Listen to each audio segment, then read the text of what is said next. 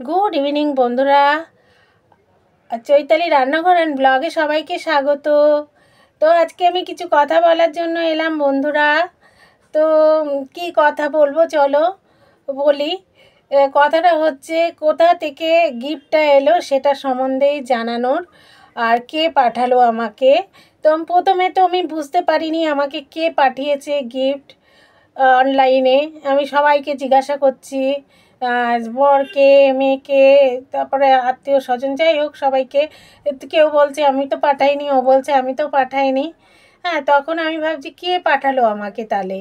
হ্যাঁ, এই চিন্তা করছি। চিন্তা করতে করতে তখন আমার মনে হলো যে আমার একটা ইউটিউবের বন্ধু আমার থেকে কদিন আগে ঠিকানা নিয়েছিল। তা আমার কাছে ঠিকানা চেয়েছিল, আমি ঠিকানা দিয়েছি। আমি ভাবলাম হয়তো ঘুরতে আসবে, তো ওই জন্য দিয়েছি। তো আমি ভাবিনি যে আমাকে গিফট দেওয়ার জন্য ঠিকানা নিয়েছে। তো তারপরে ওকে আমি ফোন করলাম, হ্যাঁ গো তুমি কি আমাকে কোনো গিফট পাঠিয়েছো? তো বললো হ্যাঁ। তাই বলছি কেউ কাউকে কোনো দিনও দেখিনি আমরা, ওই ফোনেই যতটুকু কথা হয়েছে, কিন্তু অন্তরের টানটা রয়েছে। তো আমাকে একটা গিফট পাঠিয়েছে, সেই গিফটটা আমি আনবক্সিং করে আমি কালকে খুলে নিয়েছি। তো তোমাদেরকে তো আমাকে দেখাতেই হবে আমাকে কে দিল গিফটটা, ইউটিউবের কোন বন্ধু দিল। হয়তো তোমাদের অনেকের সাথেই তার বন্ধুত্ব আছে, চিনতেও পারবে। তো দেখো এই একটা আমাকে গিফট দিয়েছে, তো খুবই সুন্দর গিফটটা। তো তোমাদেরকে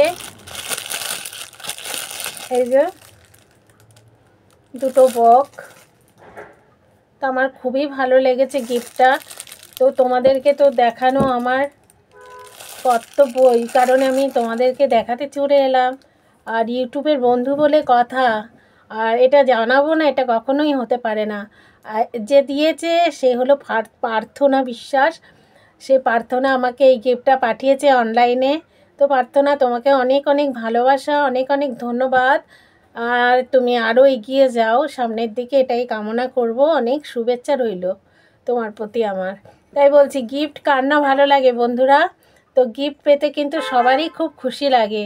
তো আমার কাছে তো এটা ভীষণই একটা মানে আনন্দের জিনিস। আর এটা আমি সারা জীবন যতদিন বেঁচে থাকবো আমি আগলে রাখবো এই গিফটটা, যে আমি আমার ইউটিউব থেকে আমার একটা এত বড় পাওনা আমার বান্ধবী দিয়েছে আমাকে, দেখিনি তাকে কোনো দিনও। তো এটা আমি যত্নে, যেই দিক না কেন, যে যাই দিক না কেন, সেটা যত্ন করেই তুলে রাখা উচিত। আর এটা আমি সারা জীবন আগলেই রাখবো, যে আমার বান্ধবী আমাকে এই গিফটটা দিয়েছে। হয়তো পৃথিবী গোল, কোনো দিন না কোনো দিন তোমার সাথে আমার দেখা হয়ে যেতেও পারে। আর তোমার কাছে তো ঠিকানা দেওয়া আছেই, তো যখন ইচ্ছে হবে মনে করলে আমার বাড়িতে ঘুরে যাবে, ঠিক আছে?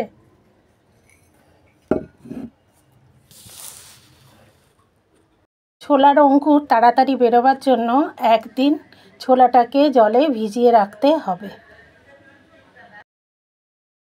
আপনাদের যদি বড় ছাঁকনি বা ফুটো ফুটো ঝাঁঝরি থালা যদি থাকে, তার মধ্যে ছোলাটা জল ছেঁকে ঢেলে দেবেন। আর তলায় একটা বাটিতে জল দিয়ে রাখতে হবে, তার উপরে এই ঝাঁঝরিওয়ালা ছোলা সমেত বসিয়ে দিতে হবে।